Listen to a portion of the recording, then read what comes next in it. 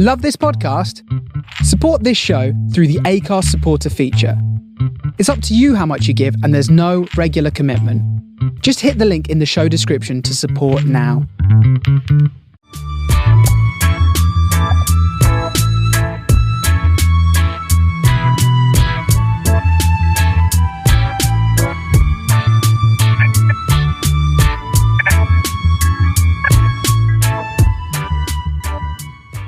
Our thoughts and condolences are with Paul's family, friends and loved ones at this incredibly difficult time. Rest in peace, Paul Pike. Obviously, myself and Tally were at the Derby game as well. And, you know, we've had some rivalries with Derby, but fair play to them because they were absolutely brilliant. And yeah. I totally agree with you. I think nobody should go to a football match and not come home. And he's one of us and he'll forever be a Blue. Yeah, absolutely.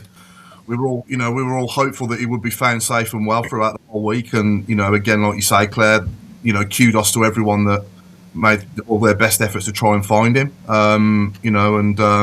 Unfortunately, you know, he was found yesterday and the news wasn't good. So we send all our love and condolences to Paul's family, and I'm sure there'll be a wonderful tribute for him on Friday, which he deserves thoroughly.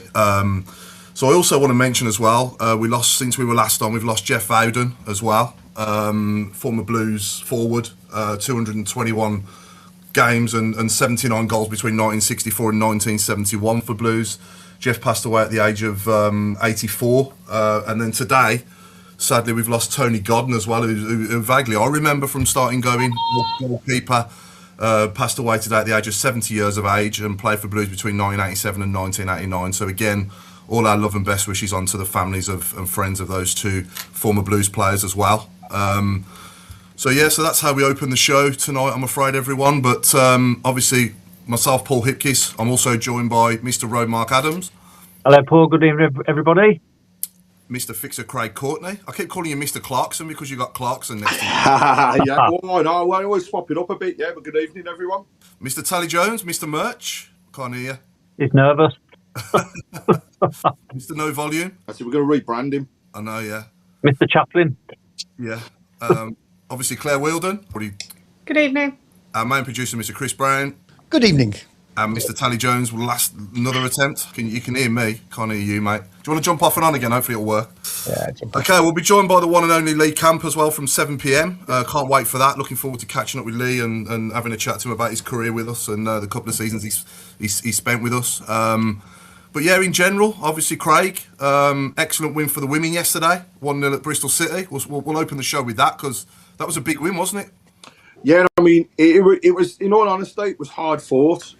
Bristol set the stall out from the very beginning. You know, they were going to be very hard to get through. You know, some of ex-players playing for Bristol as well tried to make it even harder, especially as they were in defence. But I think the good thing was, you know, in the end, persistence paid off. And yes, some people will say it was a mistake that led to the goal, but it was a goal that won the game. So, you know, as far as I'm concerned, we've had rub of the green. We've had lots of things go against us recently, and now we get something going for us. But what's been an added bonus is obviously going into the games over the past couple of weeks. You know, we have been up to 8 points behind the leaders, Charlton.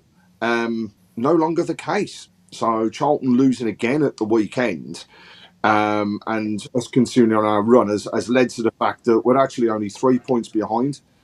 And 3 points with a game in hand, and may I add, a superior goal difference.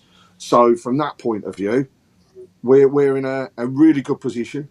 Wednesday night at home against Sunderland, that game in hand, a win takes us clear at the top. Even, you know, our goal difference, yes, but 11 goals difference at the moment. So it's going to be superb, and really, really looking forward to that.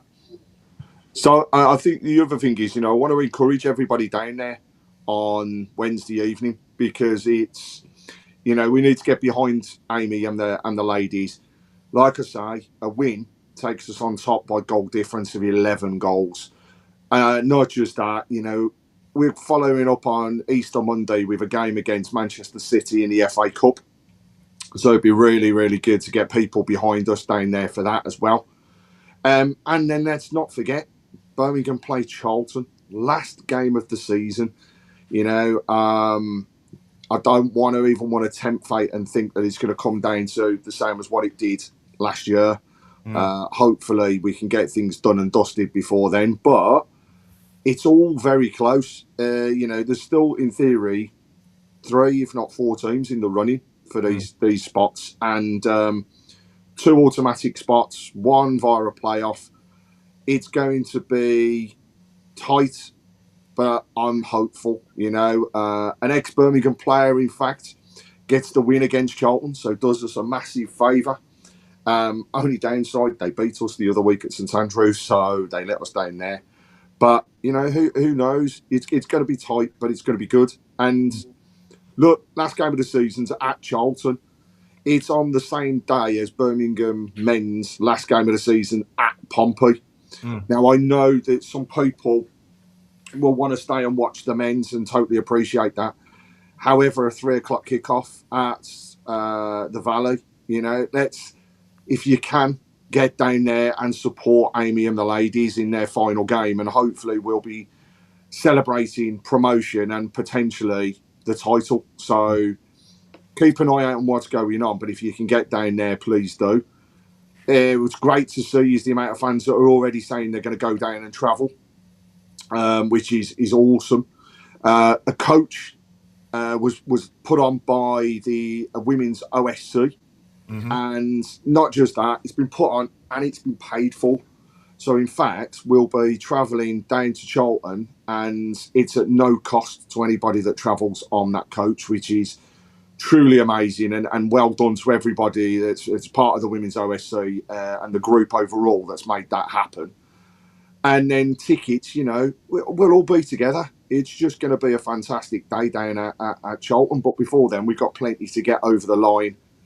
As I say, starting Wednesday night at St Andrews. Then that FA Cup clash, 5 o'clock on Monday at St Andrews against Man City. Those that follow the game will have seen that they beat Man United at the weekend convincingly. So it's going to be a tough game. But it's the FA Cup, same as everybody else. We can dream. It's going to be tough, we all know, but you never know. You could get a result over the line there.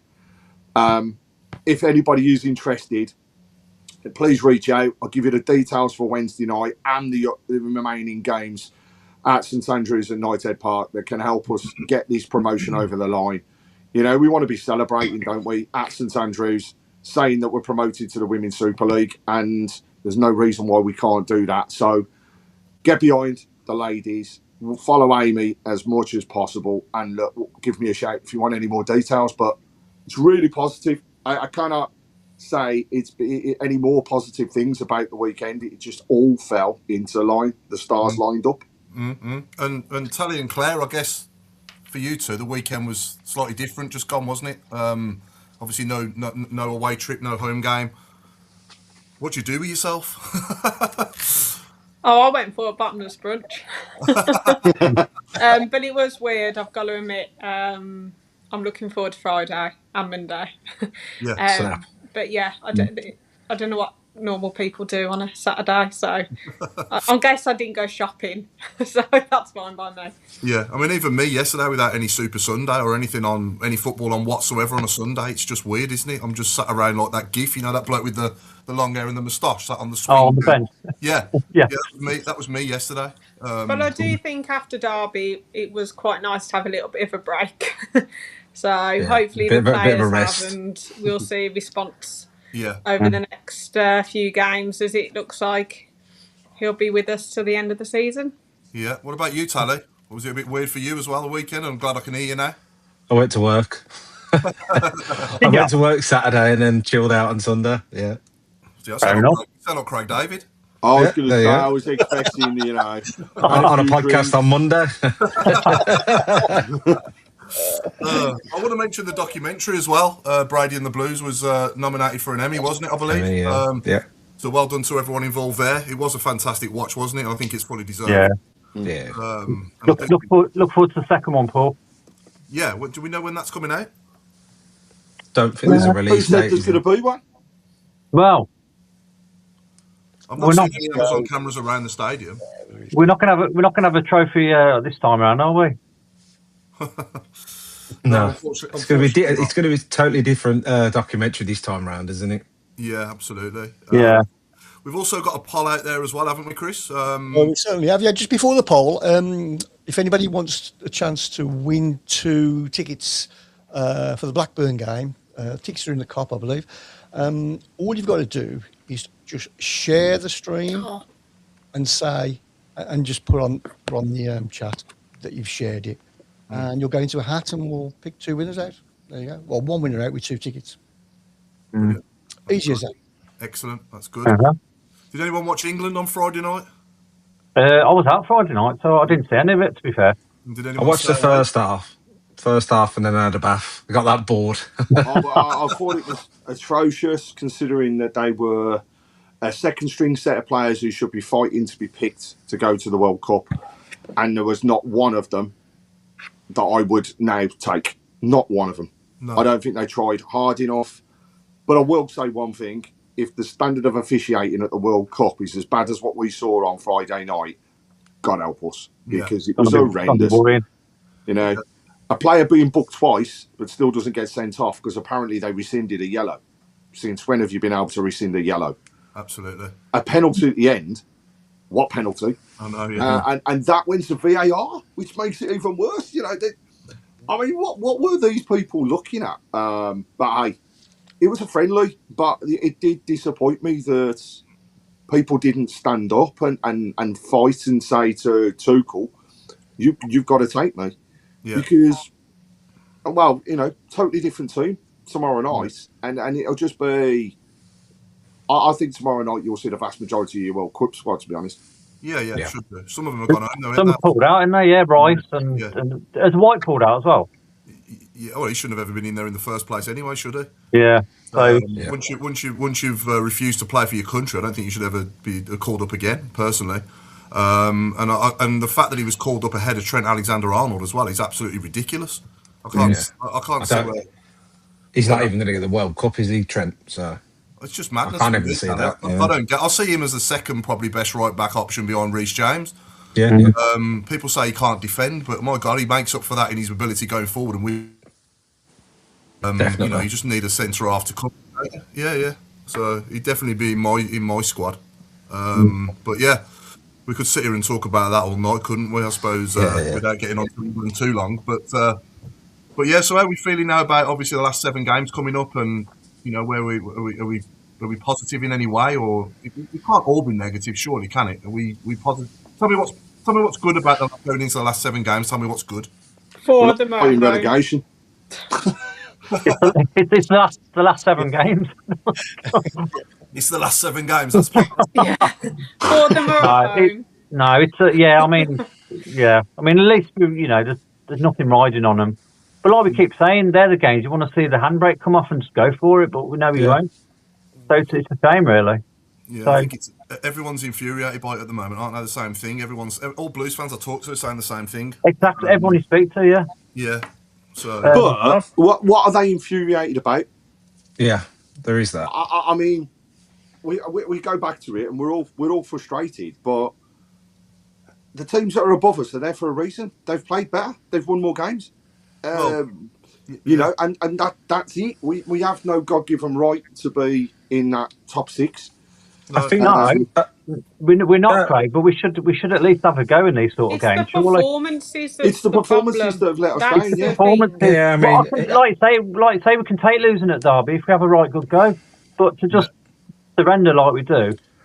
I'll be honest with you. I've had a bad week working in Derby and having so many Derby fans around me. You know, the first thing they said was, "That's the worst we've had at Pride Park. You were worse than Sheffield Wednesday." And I was like, you just couldn't give nothing back because of the performance was so bad. You couldn't even argue with them. But no. I think going into the next game, I think you just got to be positive. And look, it took for grabs now. He's had the players for over, a long period of time now, from the Derby game to when we played Blackburn. Hopefully they've done a few changes, did a few little new exercises, and we get positive games for the remaining of the season. I don't know. I think it's hard to be positive on what we've seen recently, but ultimately, there's still games to play, and mathematically, we could still go up. Yeah, Jason Hughes, evening, Jason. So this season, he's only disappointed if you had unrealistic expectations. I guess a 10th place. That's what Craig was saying. Yeah, before it all started.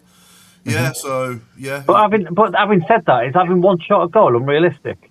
Yeah, for 50% of away games, one shot. Like the amount not of money we unrealistic. spend, and I know it's our decision, and that's where it's coming from. It's the performances, and the fact is, since Millwall, the performances, including the ones at home, have gone down, and the only person that it should be, obviously, it's on the players, but then the manager has to manage them and find a solution. His solution was to play 5-4-1 against Derby, who are awful at home. That's where it's coming from. Do you know what? If you told me top 10, I said above 12th, I'd be happy with. Yeah, mid-table. To be fair, above 17th. The problem is everybody's now seeing it. Everyone's seeing, Duck not running hard enough. Everyone's seeing the players aren't performing. Everyone's seeing that they're on the beach. Everyone's seeing the same boring football. And I know you've just talked about England. My internet went. But watching England on Friday, I had to turn it off because I was like, I feel like I'm watching the Blues again. Yeah. And it was boring. And this is the problem. But we'll play. You watch us win on Friday, that papers over the cracks. Because then we've got Ipswich away. And Telly, good luck, because we've got a 3-hour journey to go. I know. Yeah, it's one of them. If you go by the past games, the future doesn't look good, does it? Simple as. But I think if we are going to try change the narrative, it's one of them. And we're still going to go. We're still going to support them. And fingers crossed, something changes. That's it. Yeah, no, it's. I mean, it's such great times for the club off the field. Obviously, we just need to get it right on the field. Now, whether that's going to be under a different manager or Chris Davies, obviously only time will tell. But whoever is in the job, they just need to realise that we need to get the best out of the players we've got, and at the moment we're not doing that. I mean, I'm completely baffled by why Patrick Roberts is on the bench so much at the moment. He's been the main man for me, creating chances, scoring goals as well. He scored the goal at home the other week as well on the QPR. QPR, thanks Tally, I did forget against QPR. A couple of assists as well recently. He got the lovely goal against Leeds as well in the cup. So I don't know what he's done to deserve to be left out. So yeah, it's almost like he's being punished for doing well. It seems that way because there's no other reason for it, is there? Yeah, no, I don't get it. I just don't understand. So no, if he came on the show now, Chris Davies, I'd ask him, why we're leaving out players that have been doing well. I mean, Tommy Doyle for me as well was one of our best players when he was playing regular. He had a run of 5 or 6 games, didn't he? And I think it was around the time that we did the 4-0, 4-1 at home as well, wasn't it? So yeah, we've got players there that can do it, but we just need to allow them to do it and stop putting players on the bench, watching players that are not as good as they are. Yeah. I think if the gaffer came on the show now, he'd probably come through the door sideways. And then go backwards, and then go sideways. I mean, I think the other thing, and it's a fair shame. I'll go and just reading some of the comments that are on the board. It's Pete Winwood has said it's modern football. It's unfortunately the way that it is nowadays. Ray Horton, Germany won World Cups playing boring. Well, Germany are boring, so we never take that any differently. But as John has said here, we're fed up because the performances under Davies are garbage. Nothing to do with over-the-top expectations. He's making talented players boring. Away from home, maybe, but at home, we've only seen a couple of bad performances at home. Yeah, I mean, and that's this to me is the difference. Is what is this mentality around the difference between playing well at home and playing well away? Something doesn't click, but I do think it comes down to not having a plan B, a lack of experience, and definitely not having a backroom staff behind him. Because everybody's going to have different ideas, but if you've got nobody shouting it out, you never ever know, do you? No. And that's the issue. You don't see it with others. What you see with others is somebody there going, "We are gonna, we'll have something to do. We'll make sure that we do this." and then swap it up a bit. We don't have that. We never have seen it. Partly, partly of that, I think is down to the fact it was so bloody easy last year. We didn't have to swap it around that much last year. I know, but even then, though, Craig, we didn't blow teams away, did we? No. It was the same thing again. And like Shrewsbury away really showed a lot. And then all of a sudden he went, you can have the Christmas Day off. And then we went on that run. And then the teams were so poor that if we got a goal, we could just chill for the rest of the game. And it wasn't like we beat them 4-5-6-0. Every time we came on here, we're going to give someone an absolute battering. We're going to win 6-0. Yeah. And we waited. What you just said there about the 1-0s and then defending them. It's like it's gone into this season as well, because if you look at the games, we mentioned it last week, the games that really we drew 1-1, 2-2 at home, and everyone goes, oh yeah, we didn't lose though. They're the ones that would have give us, if you added the points up, and obviously some of the teams are in the the playoff positions now, that they would have been lower as well because they wouldn't have got the points. I think we've missed out on like 12 to 15 points. Just on like getting draws and not going in there and getting that second goal and really putting them to bed sort of thing. And that's where I think we failed this year, is that we've not capitalised on the games where we should have done. Well, I thought this season we'd play a lot more football. I thought it had to be better, more entertaining this season, because a lot of teams would let you play football, but it hasn't been like that at all. Yeah, ladies and gentlemen, I'm absolutely delighted to say that we're now joined by the one and only Lee Camp. In the middle. There's only one problem. Chris, you've let us down. He's not in the centre of the screen. He's going to be in the middle of our screen. Evening. How are we? All right, mate. How are you? Good. All good. Yeah, I'm very well, thank you. Very well. Really appreciate you taking your time out to do this for us, mate. It's much appreciated. Thank you. No problem. Yeah. So obviously let's start with your career then. I want to start from the beginning. Obviously you started at Derby in 2002, I believe, was it? 2000 I left school, so I started my apprenticeship that summer. Signed pro 2002, but yeah, started as a scholar in 2000. Been there since under 13s, before the whole academy thing come in, the old School of Excellence, youth development thing. Sort of blagged my way in a little bit. Story of my career, really. But yeah, sort of blagged my way into Derby and training and managed to get signed and got a scholarship, signed pro, and obviously started there and had 2 pretty much full years in the first team and then moved on. Yeah, and who were you playing with at Derby at the time? Who's the sort of star players around then? Was Ravanelli there then? Yes, Ravanelli signed in 2000, so like my first pre-season I was sort of training with the goalkeepers and then would get chucked over into the finishing sessions or whatever it was, and there was Ravanelli, Georgie Kinkladze, Danny Higginbottom signed that summer, Seth Johnson, Stefan Aranio, my God, the list goes on. Some top players. Yeah, and I guess the goalkeepers you were working with as well at the time was like Mark Poom, was it? People like that? Pumi was the main man. And Andy Oakes, Lee Grant, Gerard Doherty, an Irish lad who was a little bit older than me, and Granty. And that was the 5 of us really. Yeah, brilliant. Yeah, and then after that, obviously you had a few loans, didn't you? And then went on to QPR. In between that, obviously Forest. You was at Forest for a while, wasn't you, as well? Yeah. Are you actually a Derby fan? Was you a Derby fan growing up as a kid and stuff, or no? No, I'm a Man U fan for all my sins, really. That's who I support. My dad supported United, and he followed him as through the Busby Babe era.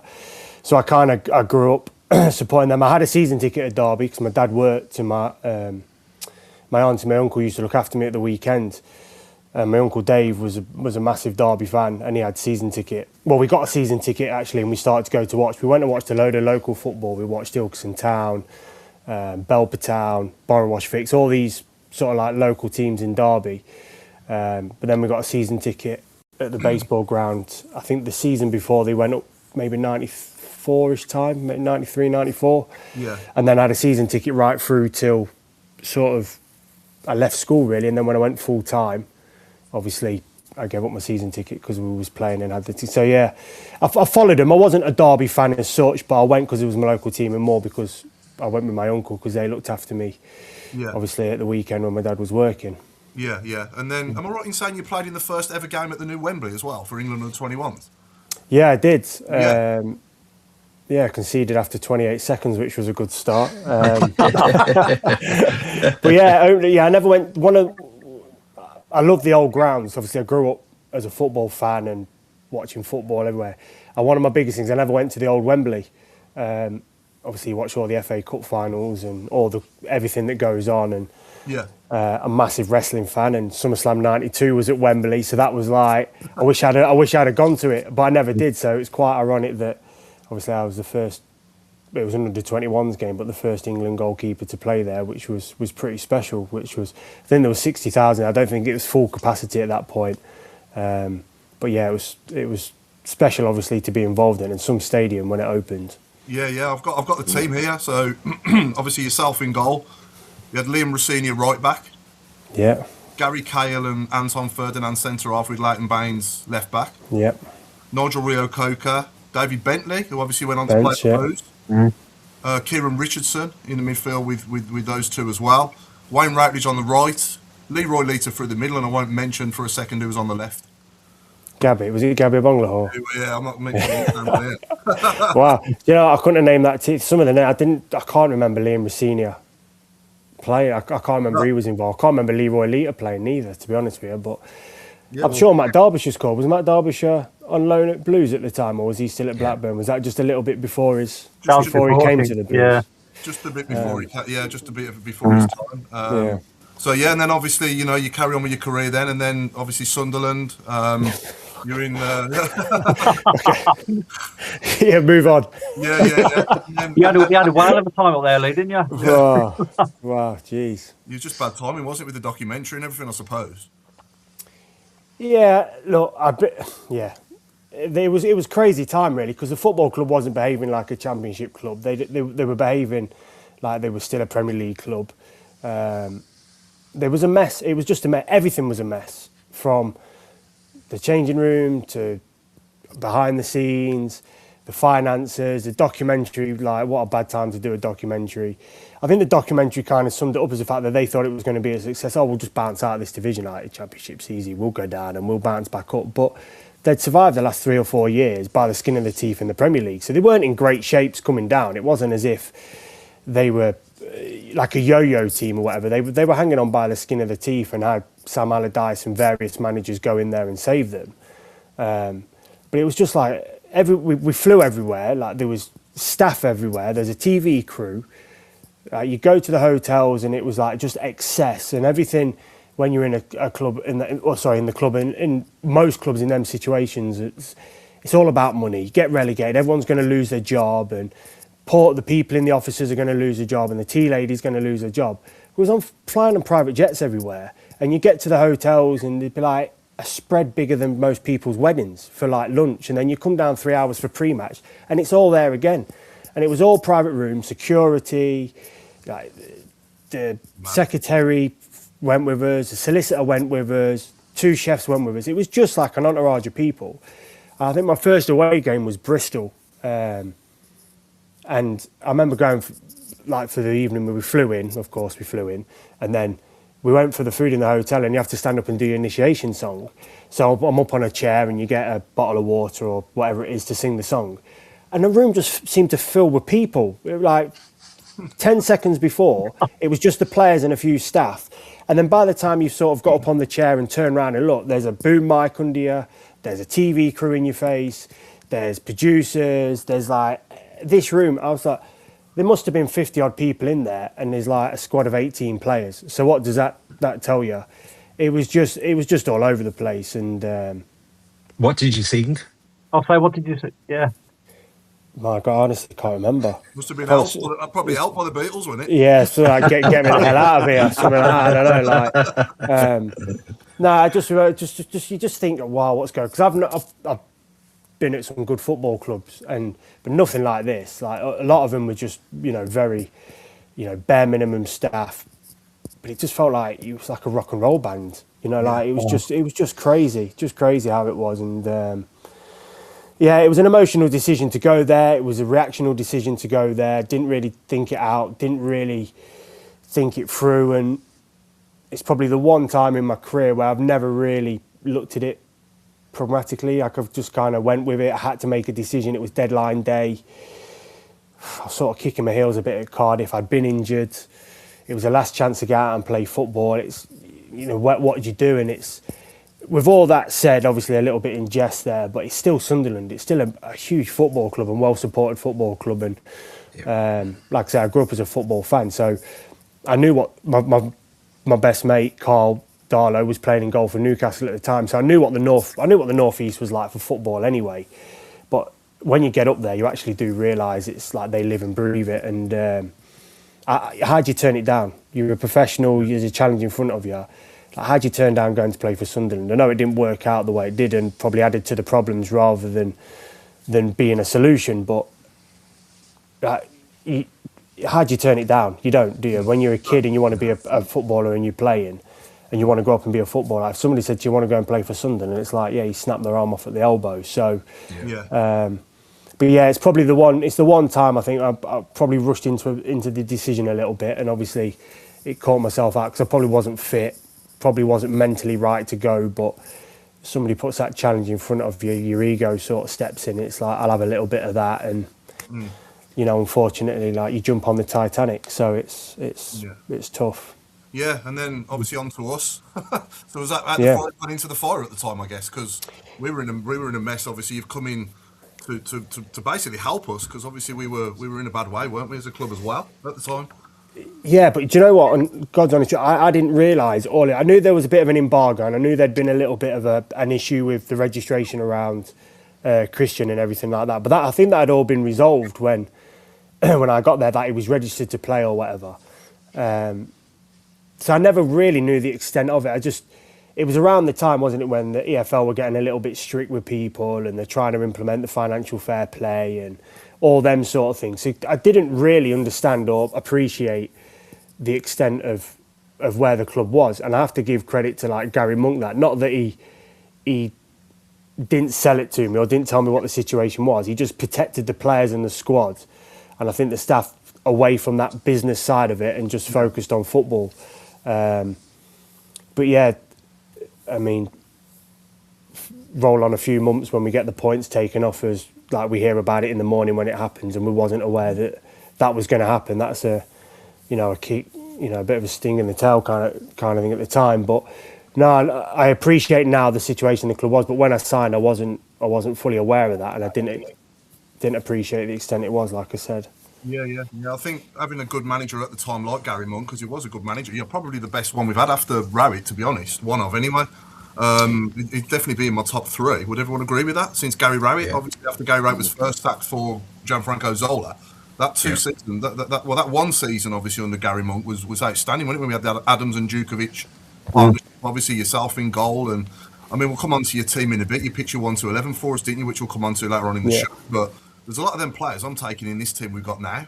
But it must have been good to be part of us on the field anyway.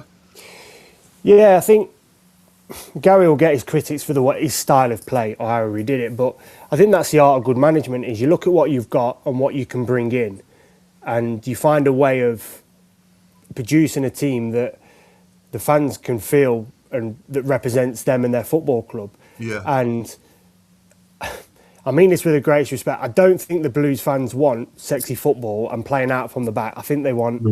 The prime example is we play Stoke on Boxing Day, and we score quite early on, or we win a corner quite early on. And I think Gary Gardner goes and absolutely smashes someone in the centre of the pitch within about 20 seconds. And it's not a particularly great tackle, but it sets a tempo. And I think that epitomises what Birmingham City was at the time. Yeah. And I think that epitomises what the fans are. Do you know what I mean? I think the fans like to be in your face, aggressive, passionate, powerful. Where across the road at Villa Park, they're a little bit more champagne and caviar and blah, blah, blah, blah, blah. Yeah. But I think at St Andrews, it's your come, it's hot, it's tempo, it's in your face, the crowd are on top of you. And I think that's how...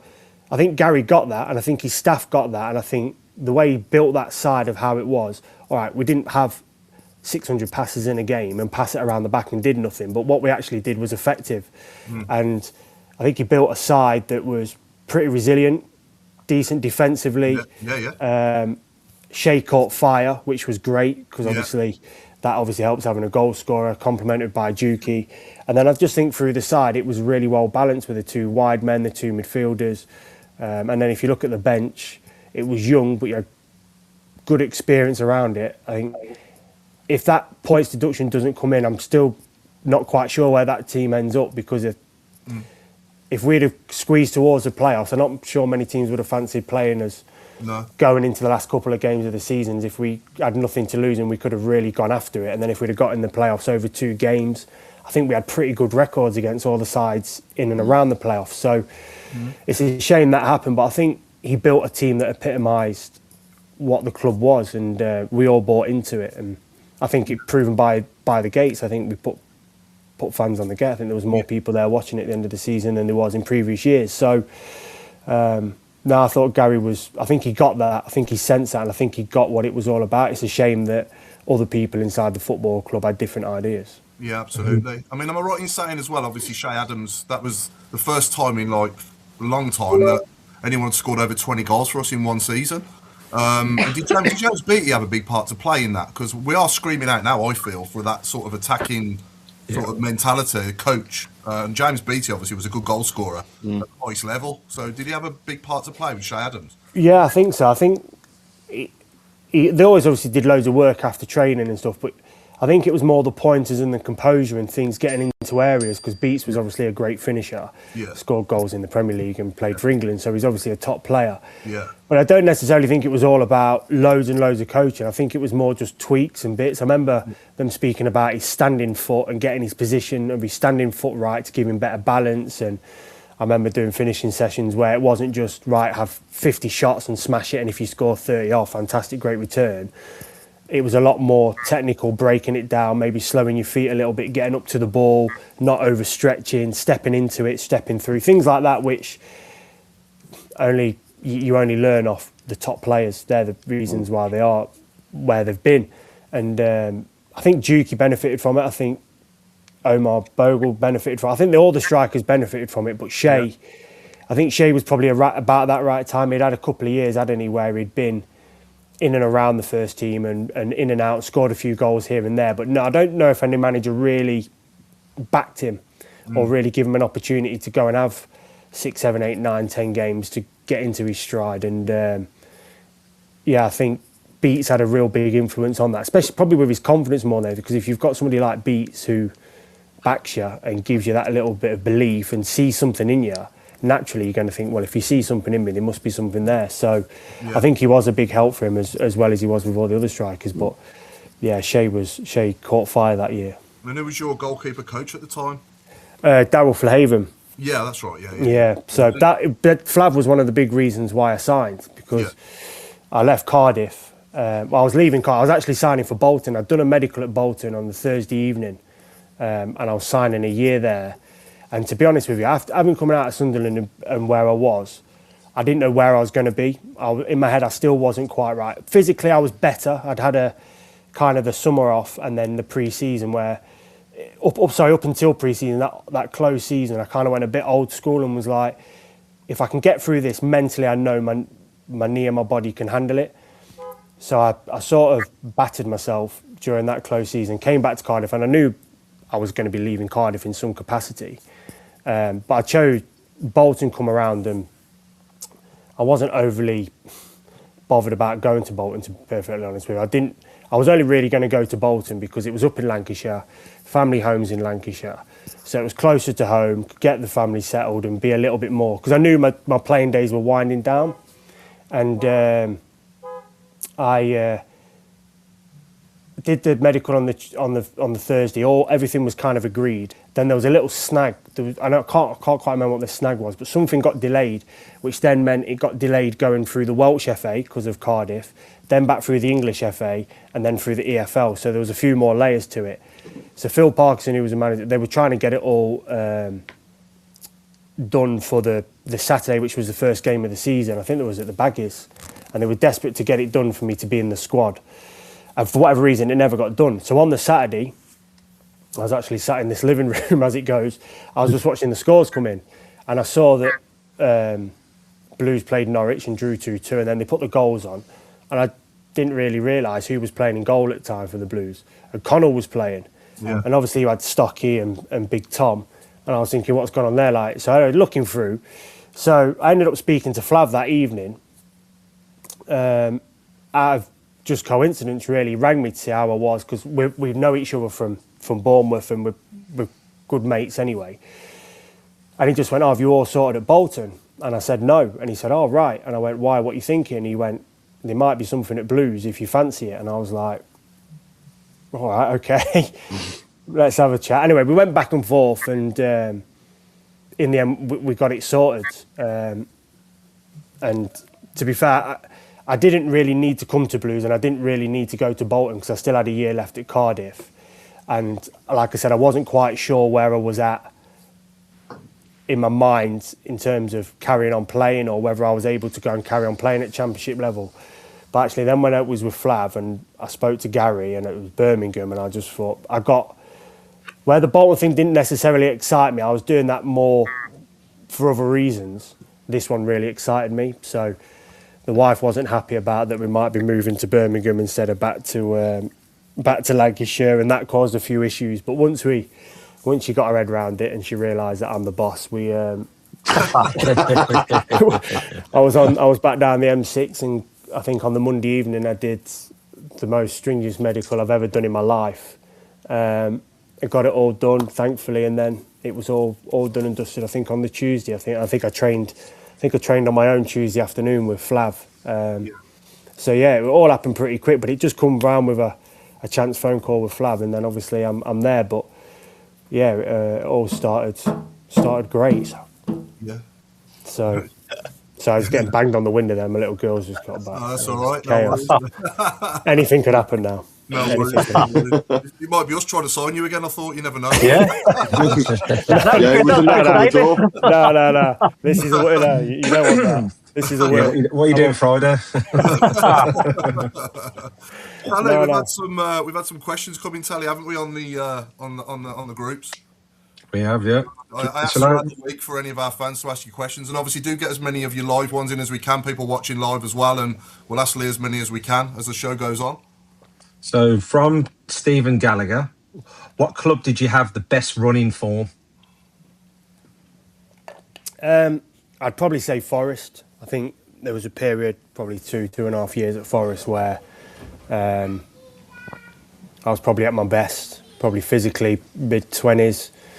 I was working under a good manager, Billy Davis, who put a lot of trust in me, just let me get on with it. I was lucky I had 2 goalie coaches at Forest. I had Pete Williams, who was Billy Davis's goalie coach, who I knew and had a good rapport with, and I had Steve Sutton, who was there working in the academy.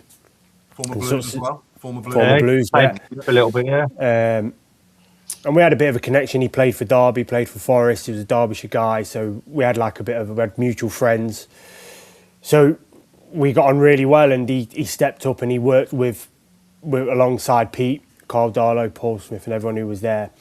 And I think I had a great run of training, great run of games, and I think that was probably my best form I showed.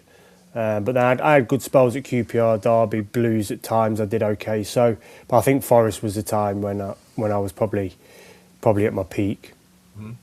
Cool. Next one, Ray Hobro. How many yellow cards did you get for wasting time on goal kicks? I don't think not many. I think that was probably my strongest part, was making time disappear. I think I had that to an art. I remember seeing something a few years ago with Bryce Samba at Forest. He was doing something and messing about with the ball, and I was just laughing, like, these pretenders, honestly, like, they haven't got a clue how to time waste. Like, I must have got booked maybe once or twice, but I think in the main, I managed just about to cheat well enough not to get booked. So timing. I must have, but yeah, not as much as you'd probably think for the amount for the ratio and the amount of time wasting I did to actually the bookings is probably bare minimum actually. Was you decent when you played out as well, Lee? Because your passing was good.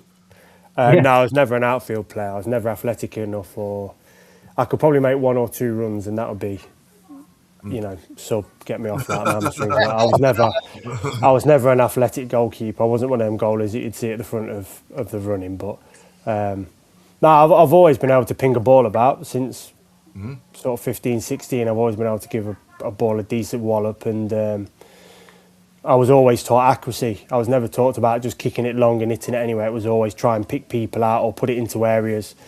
But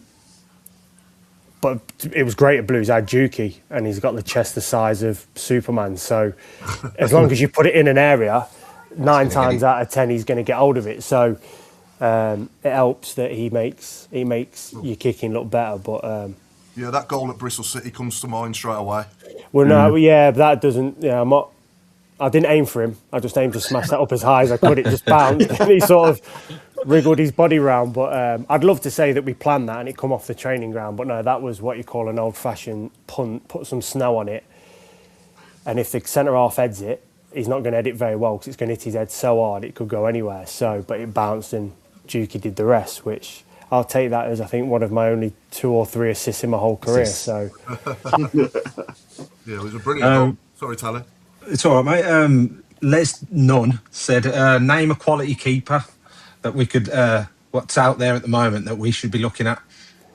Wow, have you not got 2 that are good goalies? We've got well, yeah. Well, reserve judgment on that one. We've got one very good. Well, you probably know him, Ryan Allsop. I know Rocky. Yeah. And again, a bit like yourself, what you've just said there, it's about accuracy. It's about not just punting it up there. It's knowing where the ball's going to end up going, and he seems to do that. Every time he kicks the ball. Oh yeah, he's light years ahead of me. He's miles and miles ahead of he's in a different league. He is more like a quarterback or a defensive midfielder. Rocky, he'd be able to do that. I worked with Rocky at Bournemouth. Obviously with Flav as well. We were all there together, and he's always had that. He's always had that ability to zing a ball about all heights and spin and all sorts. It's quite incredible to watch, really. But I don't know. I quite like the 2 you've got, to be honest with you. So it's hard. I don't know. It's I quite like the kid at Walsall, actually. I think he's at Watford. I think he's on loan.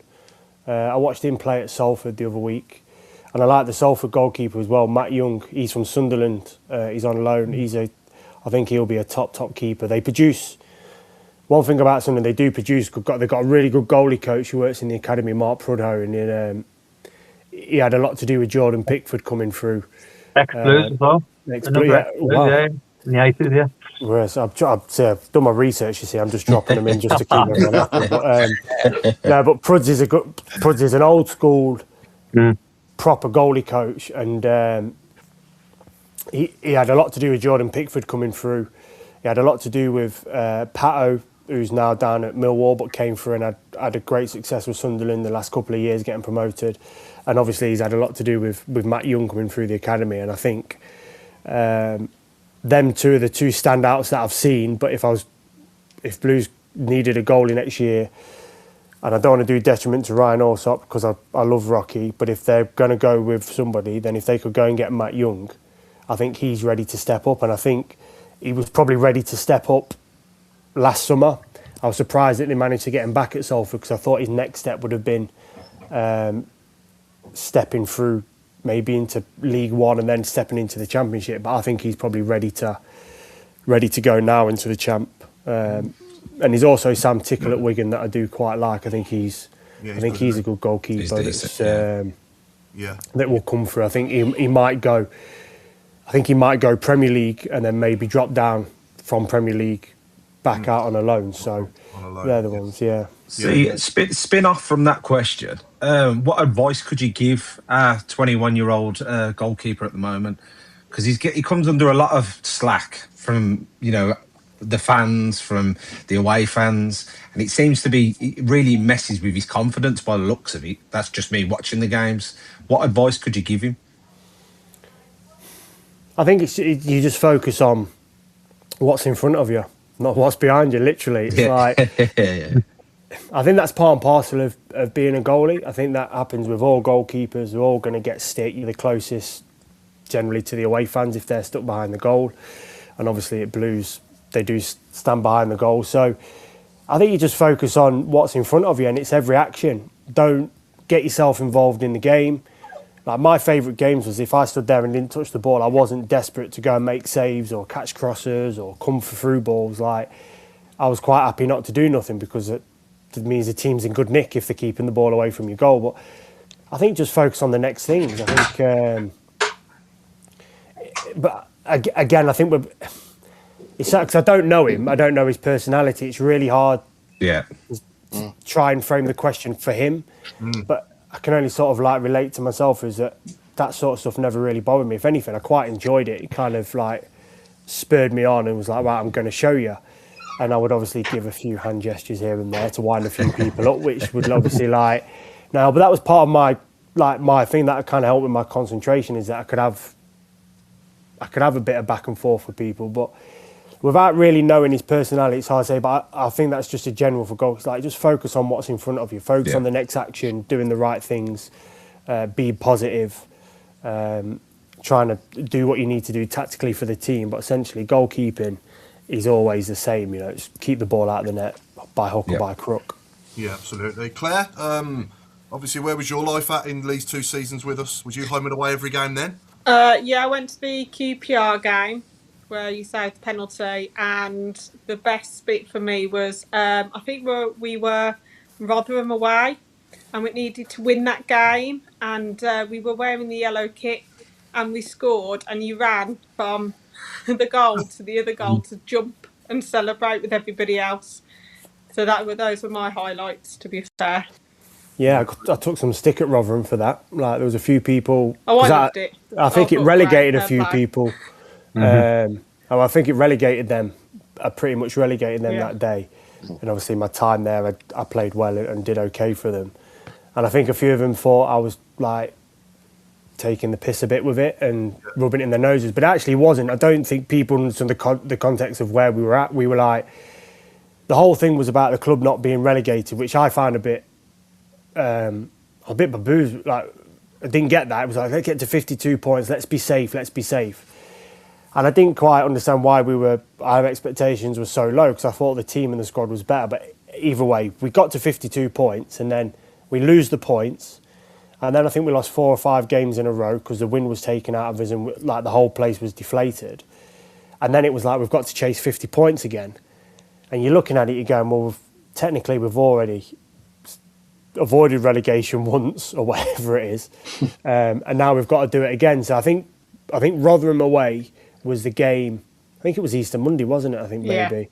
And I think that was the game that actually got us to 50 something odd points, which basically put us safe. So and we were 1-0 down as well. So to turn it around, because obviously you don't lose to the teams around you in them situations, and obviously Rotherham was around us, so we knew it was a mustn't lose. But if we could win, obviously we were safe.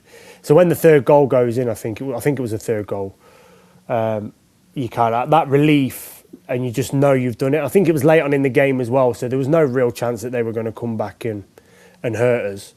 And we were very much on top at that point. Anyway, we were steamrolling them with respect. So I think that all come out. So I think the emotion of like everything you've been through, what the fans have been through, like what the players had been through, the group. David Davis was back, having had such a bad injury, and he played such a big part in the game. I think like the whole occasion of it and everything that people don't see came out, and I think it was one time that, you know, kind of job done. Do you know what I mean? We've been kicked in the privates, and you've been down, and well, people going, oh, we'll lose the points, we're going to get relegated now, this and that. So when you've been through that, and then you get to the point you're safe again, you can sort of breathe and go, oh, finally, like, you know, that was probably why I did it. And then I remember, like, I think Will Vorts was giving me some stuff, like a bit of stick on the way back to the goal, and a few fans said a few things, and like people picked up, and I was like, maybe the occasion got the better of me, and perhaps I didn't appreciate what it would look like from the Rotherham. But if you'd actually realised what we'd been through as a club and fans and all that, I think I'm giving myself a pass. If they're not going to give me a pass, that's fine, but I'm giving myself a pass because the relief of it and where we was it was a great achievement. And sometimes why can't you celebrate with your teammates? Why, do you know what I mean? I have got a picture of it. I've just found it on my phone. Oh, 2019. Can you see it? Hold it up a bit more. There you go. Oh yeah. I was like, look at him go. Yeah. Brilliant. I'm surprised I made it back to the other end, to be perfectly honest with you. Like, I told you, I've only got one run in me. That's it. That's your photo that you've taken, Claire. You took that photo yourself. Just went a bit manic. Yeah. It was great. As you can tell, everyone was very, very happy. Yeah. Yeah. It was a great. I love that kit, by the way. It was a great kit, that was. And Roby, you ain't you? You got the sign behind you there, Roby. Yeah, I got it signed. Yeah. Sweden kit. Yeah. I love that away shirt. Yeah, I've got it all signed. It can't beat a yellow shirt. I think that was and I really like the goalkeeper top as well. The red going across, so it looks smart. Yeah. Mind you, you talk about the celebrations. It reminds me of the Bogle goal at home. Do you remember? Screamer. Yeah, and then the celebrations for that, like we won the World Cup. Yeah, mind you, people forget that Mag's got a worldie in that game as well. Yeah, he did. Yeah, he did. Yeah. Marapti scored as well, didn't he? Was it Marapti got the other one? No, it was Bogle, wasn't it? 2-0. Yeah, 2-0. Boxing Day. Yeah. No, I'm on about the Rotherham one. Was it Fry? That was free. Was it a free kick? Free kick. That was free kick. No, that was before. That was before. Yeah. I can't remember it. All just that was too. But I think Mag scored at Rotherham as well, didn't they? Yeah. I'm getting Yeah. Yeah. I think he did. Yeah. Obviously, we go then at the end of that season. We obviously managed to stay in the league, and then that summer, Gary Monk departs. Really against my wishes at the time. I was gutted when he went because I was enjoying watching us as a team at that time. And then obviously Pep Clotet steps into his shoes, and in this shirt now that I've got on, we witness greatness with Jude Bellingham, don't we? But how was the mood amongst the camp at that time when we go from Gary Monk to Pep Clotet? God, say that after a few. Yeah, it was a different atmosphere. I think in Gary's, like the way Gary departed, I should choose my words wisely here, but I'm not going to bother. No. We don't. Do you know what? The whole situation around the club then, it felt like The Office. And it was all about like the dancing scene in The Office where David Brent just had to take back control. And it was like Gary Monk got too big. Like the fans loved him. He'd put people in the ground. The team was doing well. Like we'd survived the adversity. The squad, like the players loved him. But there were people inside the football club where they were losing control, and it's like they had to take control back, so they had to get rid of the king, and that's what it felt like. And the ownership at the time was wild. It was like the Wild West. Too many people with opinions. Too many people who don't know anything about football had an opinion on football, which is never a good recipe. And like if you look at the saving grace of it all was that Jude come out of it, and they ended up selling him for 30-odd million quid at the end of the season, and that papers over a lot of the cracks. But Jude was going to get through anyway. It doesn't matter who the manager was. It doesn't matter what the situation. Like Jude was a superstar at 15. It was just a matter of time of whenever he got the opportunity. And Jude, when he was leaving school and training with us and being a part of the squad and coming in the match day squad and his day release when Gary Monk was manager, to when Jude came back that pre-season, having left school, done his GCSEs and turned 16, were two different animals. Like he was physically he was different. Like if you look at them early pictures of when he got in the team, of like how young he looks and how physically he is, he was in a good position. He was in a better position than what he was 4 or 5 months prior to that. So he was always going to get through, whoever it was, and he was always going to go on to greatness. And the fact he's playing for Real Madrid is no surprise. And he's gone for 100 million quid or whatever it is. It's like he was always going to get through, and that's the one saving grace. And that's the one thing around that time is that all that people in and around the club, that's what they'll hang on to. But the other side of it was a complete shambles, like a total shambles. And I think you saw that on the pitch at times, different styles of play, different formations. Some of the players that came in, I can't even remember the names. They lasted for 3 or 4 games and then vanished. Yeah. It was just like, it was just the wild, wild west. Anything was going on. Do you know, it probably was a little bit like when the money first come in and they were signing players left, right and centre, and Harry Redknapp was manager and 3 players are coming in from Brentford and then he's signing and, you know, like just anything's going on. And it was just chaotic. It was just chaotic around that time, and it was pretty chaotic.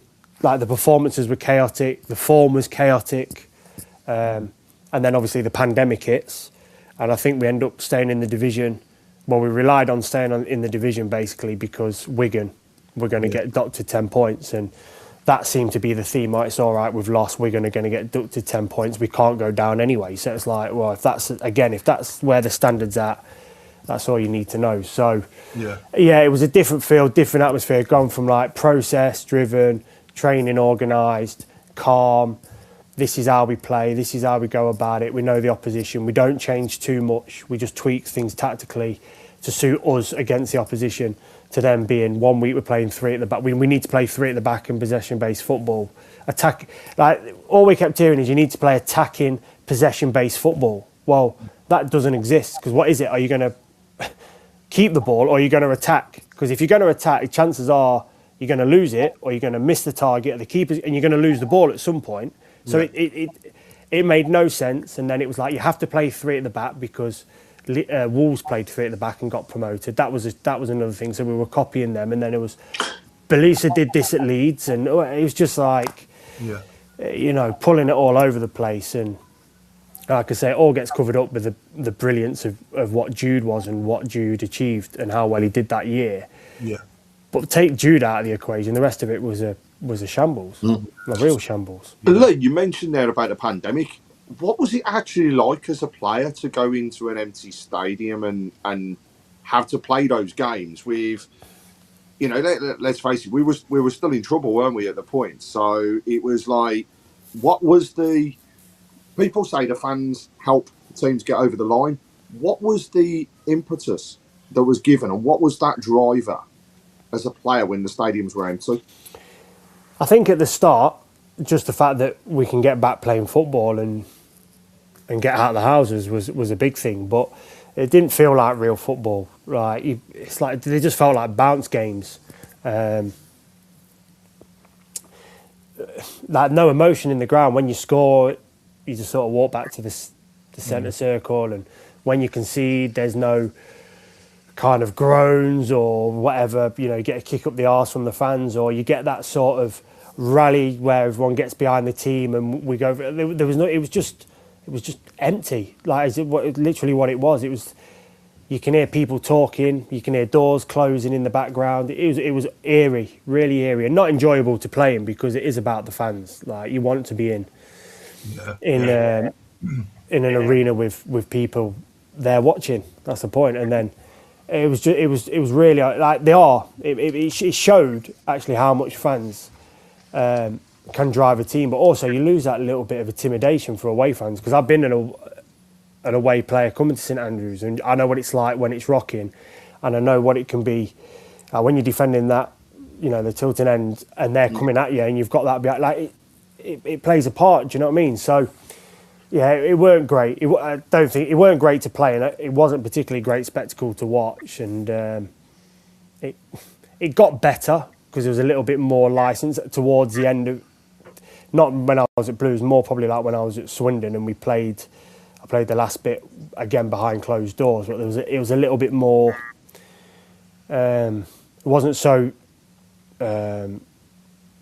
Sort of strict behind the scenes, because even then when we were back, you were having to sit so far away from your teammate.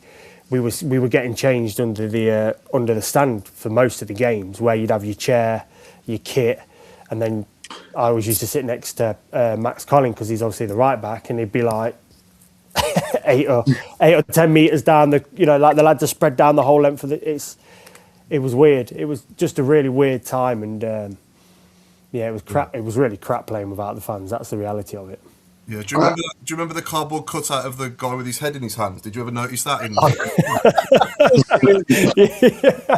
Yeah, I do remember him now. Yeah. Yeah. There was a few of him. There was a few on the other side of the camera that they never showed. There were all sorts going on. But... Funny.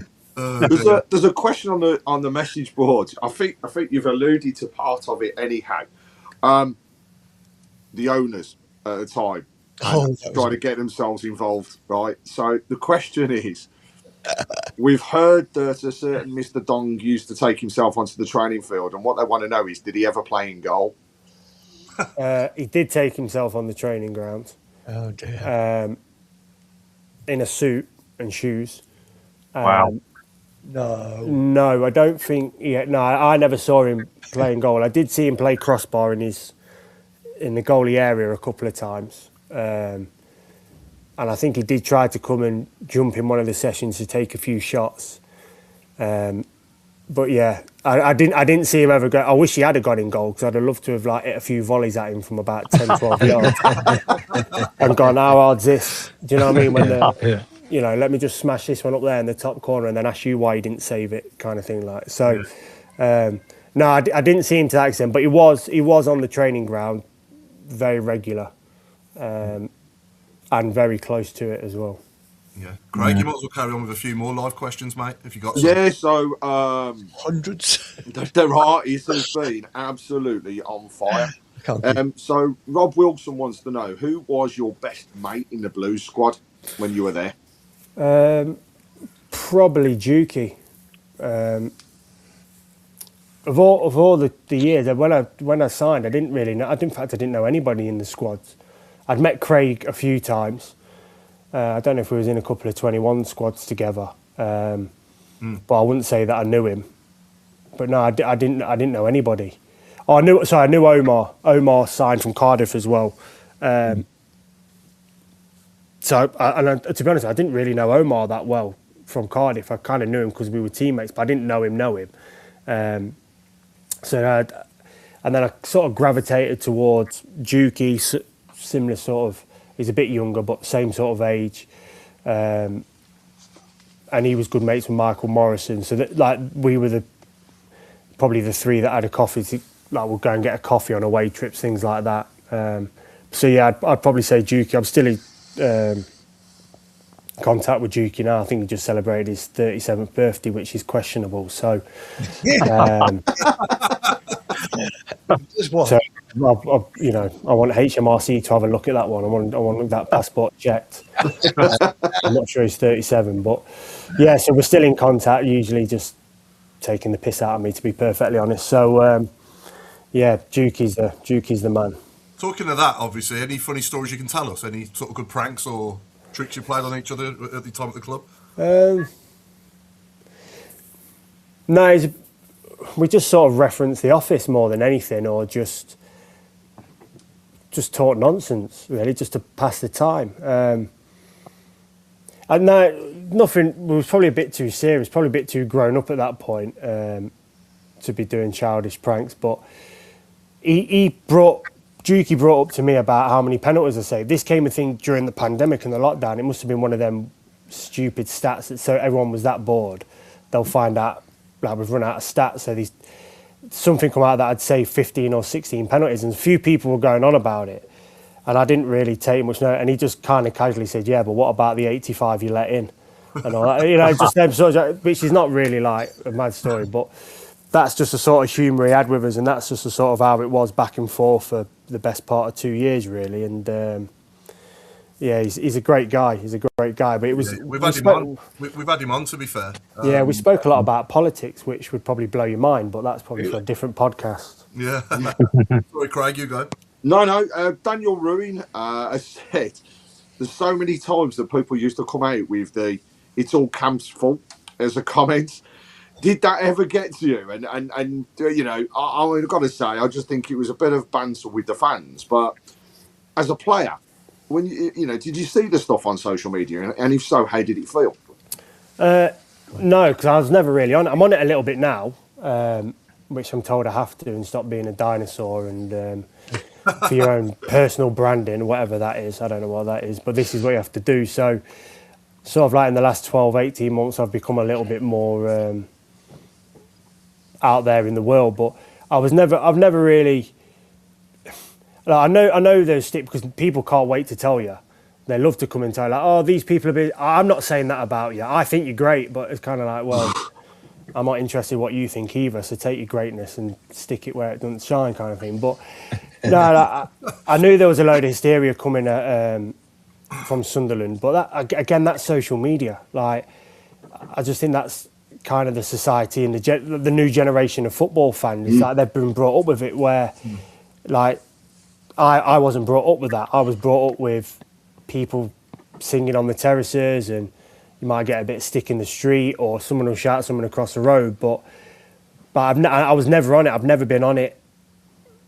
Well, no, I couldn't really be arsed with it. That's the gist of it. And I probably missed the boat in terms of personal branding and things you can do with it. But I was never directly aware of it, and I wasn't ever really bothered by it. Like, I've never been bothered by the criticism and what people have to say, like what people's opinion is and what they think is like. It's none of my business, really. I've always had that kind of mentality, even because I think as well, when you come through like for me at Derby, and certain players will come through at Blues, when you come through at your hometown, however much people want to sort of laud it, oh, he's one of your own and all that, they're still pretty quick to rip you down, because there's an element of like, they would like to be in your shoes. You're not always accepted as what people think you are when you're a local boy. Yeah. And there was always a little bit of that at Derby. Like, you was all right until you went so far, and then that was it. No, we can't have that. Like, we've got to do, we've got to learn into. So I think I've always been, like, and again, a goalkeeper. Like, it's always a goalie's fault, isn't it? It's always a goalie's fault if the goal goes in. So, never really like what people. Even from very young, like, sort of, like what I went through up until like 9-10 years of age, like, built a resilience in me where I kind of seen everything I needed to see in life at that age. So whatever else was going to happen, like, it doesn't really affect me, and it still doesn't. Like, I don't get I don't get too high and too low. Like, I'm not bothered about criticism, but I'm also not very bothered about when people tell you how great you are and all that. I kind of, take it in equal measures, because if I'm not going to be bothered about that, I then can't be singing from the rooftops. I feel like I'm quite level with it, and like I say, that's none of my business what people think. So I think what you said there, Lee, is great advice for the modern players today as well, to be honest. Those that are on social media and those that are affected, it's great advice to anyone, that is, isn't it? But yeah, Claire, we've got I can't believe I'm saying this, but we're in the last 15 minutes. No. Claire, I might need to turn a light on, actually, because it's got a bit dark in here all of a sudden. It's a bit probing, so I'm going to ask. We've got a few fun things now, Lee. We'll get you to do your 1 to 11 quickly in a minute. We'll bring it up on the screen, won't we, Chris? Yep. And Claire's going to ask you a few quick-fire questions. Well, I'm going to ask you one that I've been thinking of as we've been looking at, thinking about managers. Can you rank your managers for me, for the best to worst that you've played under? Bloody hell. You could have given me some prep on this. And tell me why number one is number one, and tell me why the lowest is the lowest. Oh dear. Oh, you can't ask me to do the lowest. Come on. We can guess. I've got 3 that really stand out, and it's like 1A, 1B, and 1C. I've got Eddie Howe, Neil Warnock, and Billy Davis. Eddie, I worked with obviously at Bournemouth. I thought he was an unbelievable coach. Maybe the best manager coach I've ever worked under. Possibly the best coach I've ever worked under. Should be the England manager. He might. I would like him to be the next Manchester United manager, but I'm not going to split hairs with you over it. But I'd say that on that basis, and I thought for his age, because he was still relatively young, although he'd been managing quite a while, I thought he was really ahead of his time. The way he wanted to play, the way he did things, the way he trains, sort of his analysis of the games, of training, how he recorded everything, everything sort of linked in. I thought he was ahead of his time in that sense. Neil Warnock came in at Rotherham, and he was just a genius. How he took us from the position we was in to then swing it 15 points round to keep us in the division. I think 12, 13 games unbeaten, some great results we had. I thought he was like a genius man manager, brilliant at reading the game, reading situations, sort of seeing what's coming and what might happen, putting a team together, pulling people together and tweaking things. I just thought all his experience and everything just came out. I thought he was an absolute genius, and witnessed it again a little bit at Cardiff, from sort of afar, not being in the team and that. And then Billy Davis, who gets a bad rap and is probably not the most media friendly manager, or has had his run-ins with some local press and that at football clubs. But I think Billy's attention to detail, his organising of a team, his intensity of his training, his analysis, his I thought he was fantastic, and he should have had a career. In fact, he's not managed for I think nearly 10 years since he left Forest. Is a crying shame, because it's such a waste, because I thought he was fantastic, how he could galvanise a team and bring the fans on a ride with them and get everybody, and that sort of siege mentality that he could create was brilliant. So they're probably my top three, and then Gary Monk is right under that. George Burley as well, Ian Holloway.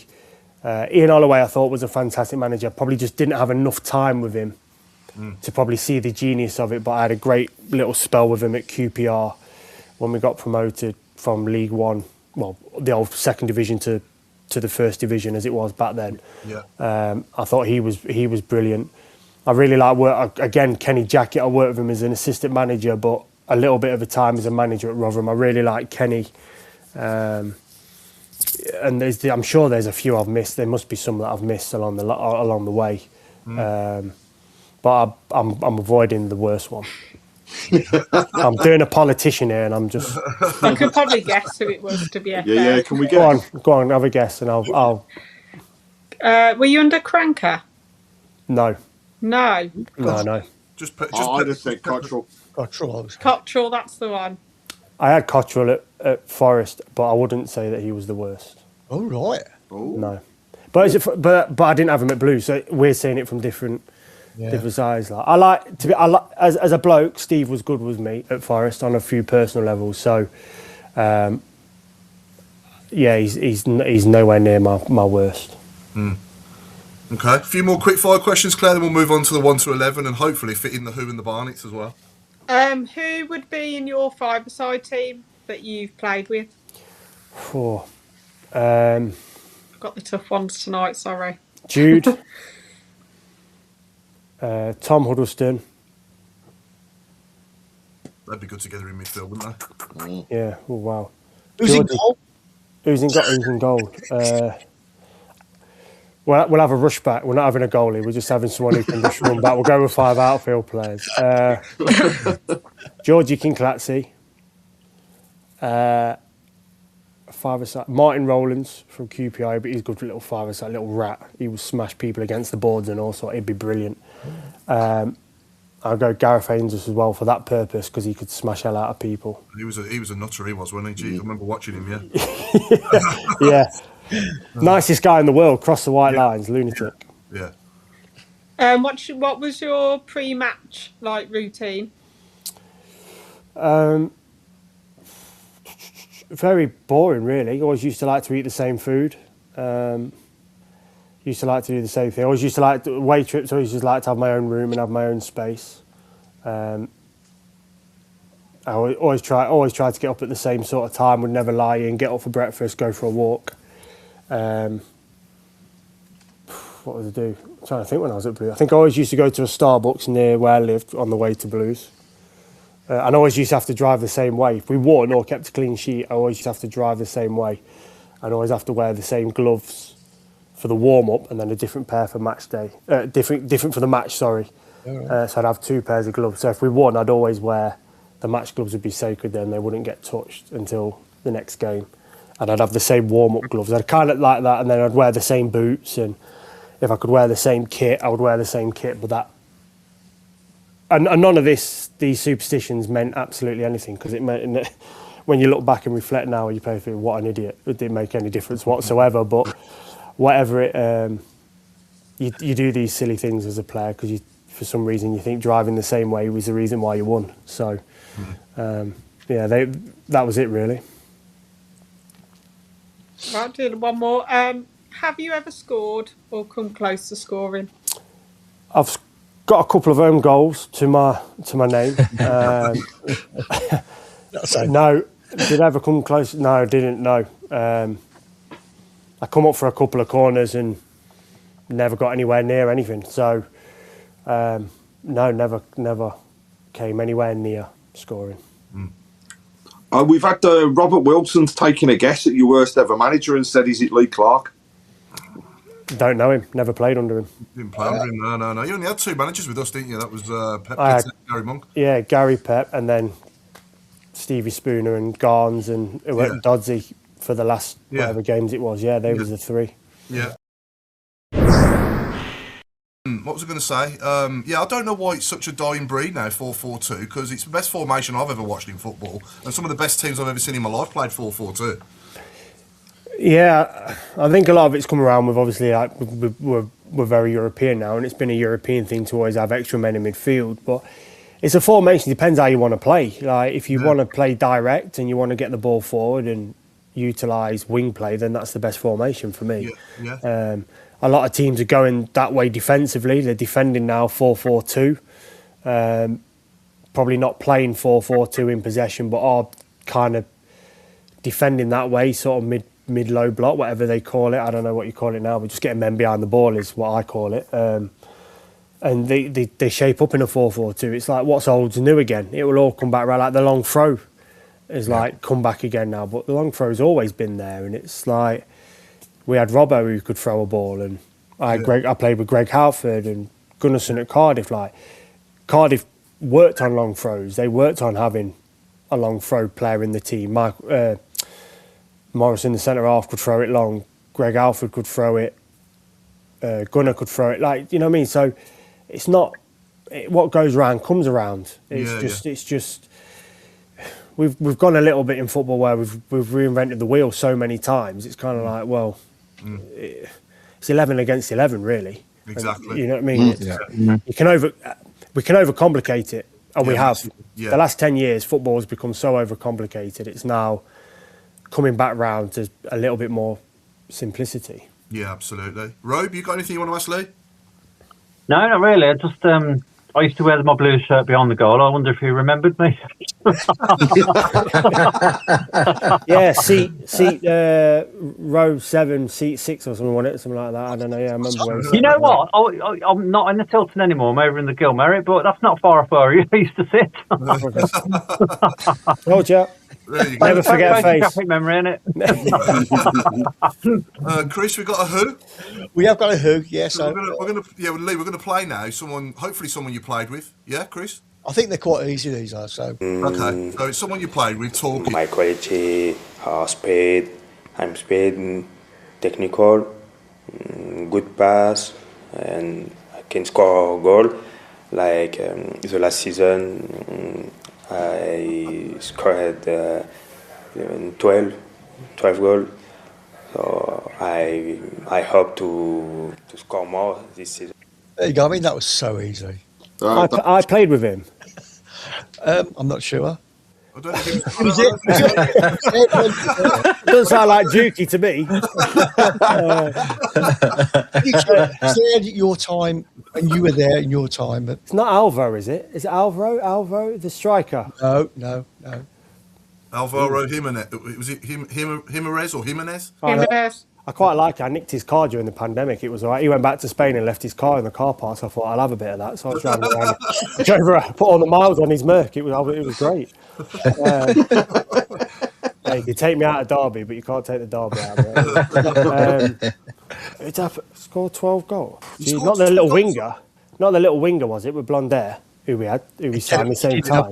He didn't have blonde hair, definitely, no. I have no idea then. Is it Jota? I've got to say, I thought it was Jota as well. John Terrell? No. Sound French. Sound French. And I played with him. When was he at Blues, Chris? What years? What seasons? 19. He was there 19 to 21. Oh, yeah, that's around your time, isn't it? Yeah, 19. Sounded Spanish to me. Yeah, I thought it was Sounded French to me. I'm Doc lost. Kavanagh, I definitely don't think it's Joey Barton. Do you have it once more? Do it once more, Chris. Craig, you know who it is now, don't you? I do indeed, yeah. And I'd never have got it. And he scored 12 goals for us. I didn't say anything about 12. 2 years. No, No, it sounded like he said that word. Like the last season, I scored 12 goals. So I hope to score more this season. And there we go. It's not Kerim Fry, is it? No. Oh, I know who it is. It does sound French, but Yeah. hold on. Okay, first letter J. Jeremy Bella. Well done. Oh, Ah, I said Bella earlier on, Oh, but yeah, Bella. yeah. wow. I'd have never got that. that free kick he scored at Reading. Wow. Oh, yeah. Phew. Wow, Jeremy Bella.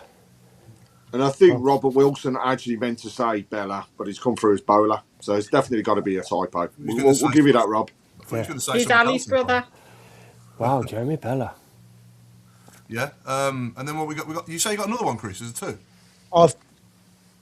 I actually have, but I didn't put that one up, so I forget that. I've got a Barnet coming over. Yeah. So we show someone's hair now. We've got to guess who that is. So who's the? You say that? Oh, I'm sure that's got to be Karim, hasn't it? You're spot on, straight away. Brilliant. That's got to be the quickest ever. Yeah, that is impressive. Oh, Yeah. do you know So why? Davo? Because he used to get hammered for his haircut. Harley used to rip him for his haircut. He had a haircut, yeah. So I remember that. I think they called it the flat top or something, or like he had hair transplant or something. I remember Harley. I can't remember, but Harley used to. Harley used to rip him to shreds about it, and he was what a great guy he was. But get him on here, you'd love him, Karim. He's a brilliant guy. Oh yeah, we've had Harley on, and he told us about when he glued Dukey's shoes. He had the same pair of shoes for about 5 years or something, and he glued them to the changing room locker or something. He said. I don't know if I was there for that, but Oh, okay. but that sounds about right, Duke. Yeah, he's probably still got his same shoes. Yeah. Yeah. Coach driver Simon Andrews has just put a comment on saying, "Campy, what a great guy." Can't say the same back.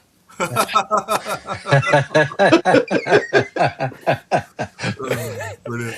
Nice, good guy, Si, great guy. I bumped into him. I went to watch Altrincham and Solihull of all things, and he walked around the corner. We walked into one another. The start of the season. Yeah. Oh, brilliant. Yeah. Tell us a little bit for a few more minutes on what you're doing nowadays. What's a typical week for Lee Camp in today's world? I've just got back from Disneyland, so I've been on daddy daycare. Paris or Florida? Paris, yeah, thankfully, yeah.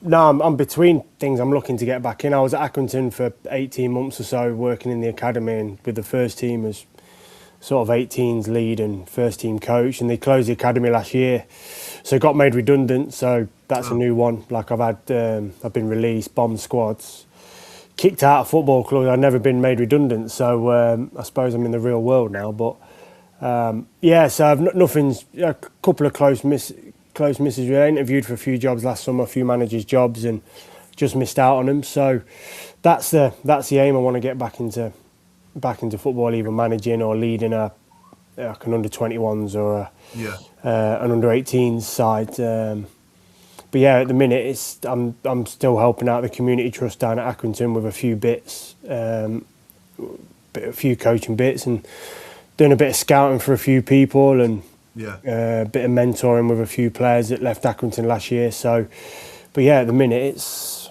a lot of running around after Lee, my with that, you're 2-year-old. saying about scouting. Do you agree with the way that it's going towards AI, or do you agree that you should go and actually watch players more? I think the data and the AI stuff is good to a point, and you could get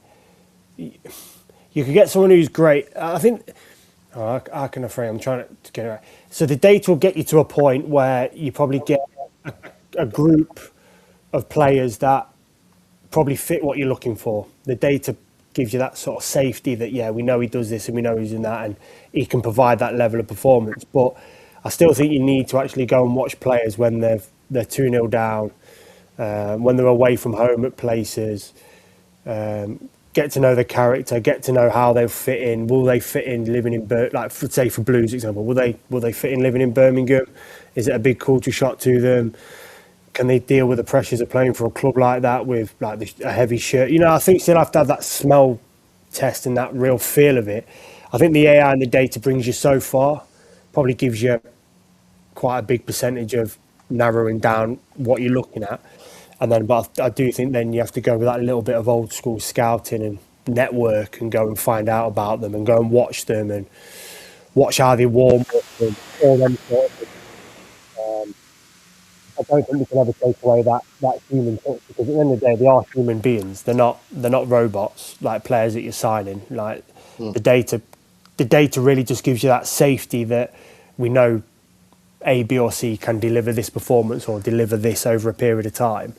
You've really then got to go and see them, because you might have someone who physically can't deal with the championship, and that's a reality because it's every 3 or 4 days, trips, journeys. You know, you go and take a player from Scandinavia and that, and if they're only playing every 7 days, then if they're required to play every 3 days, 4 days, that's a different, their data is going to be different. So you've then got to go and see, can they fit into where they're, into the environment that they're going into. So but I think if it's a tool that you can use that can give you good reads on people, then it can save a lot of time. Yeah. Just to wrap up, Tally, you got one last question from the groups, and then we'll call it a night.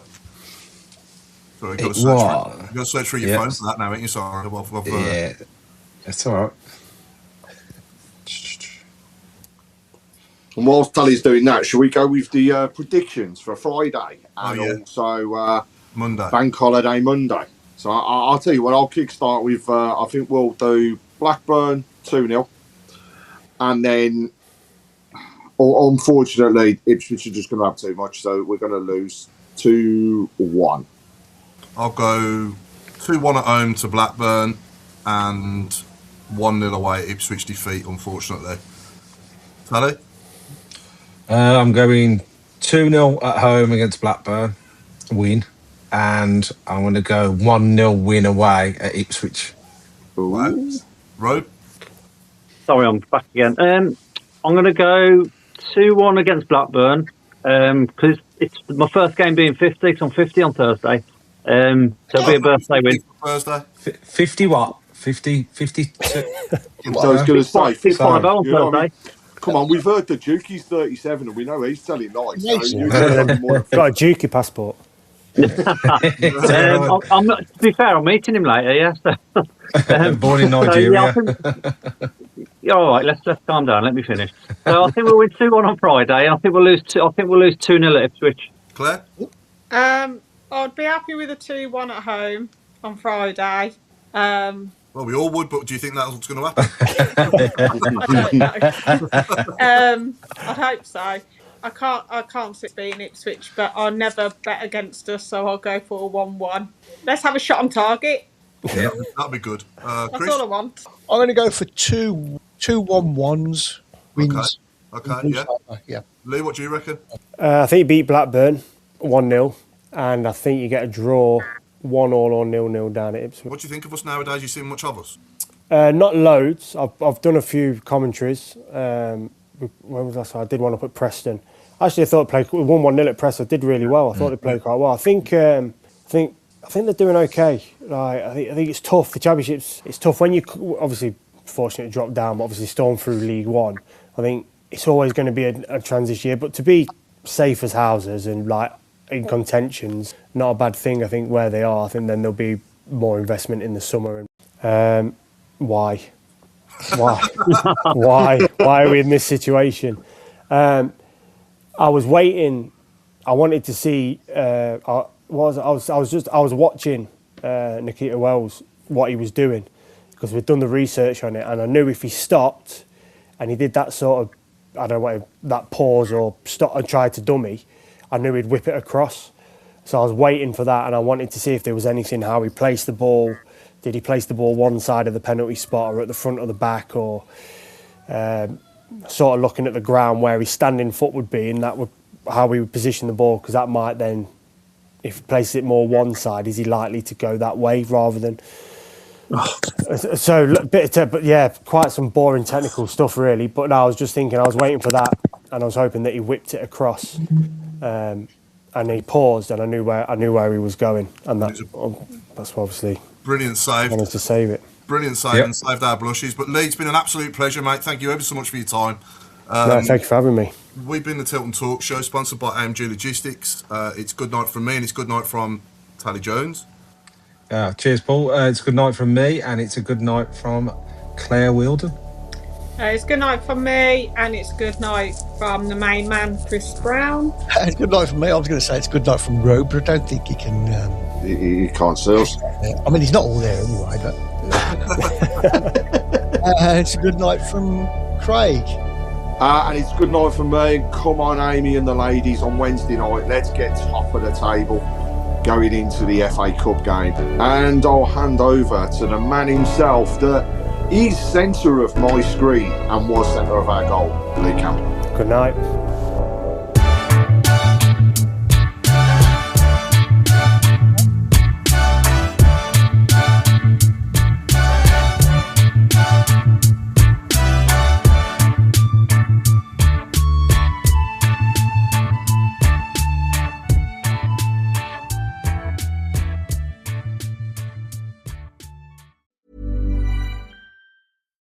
Soccer fans, get ready. TNT Sports features the U.S. men's national team squaring off against top global competition with high stakes and high drama. That's magnificent! What a moment! What a strike! See who makes their case to join the roster to represent the Stars and Stripes as the road to the World Cup continues. USA versus Portugal, Tuesday, March 31st at 6 p.m. Eastern. Live on TNT and HBO Max. Do you ever think about switching insurance companies to see if you could save some cash? Progressive makes it easy. Just drop in some details about yourself and see if you're eligible to save money when you bundle your home and auto policies. The process only takes minutes, and it could mean hundreds more in your pocket. Visit Progressive.com after this track to see if you could save. Progressive Casualty Insurance Company and Affiliates. Potential savings will vary, not available in all states.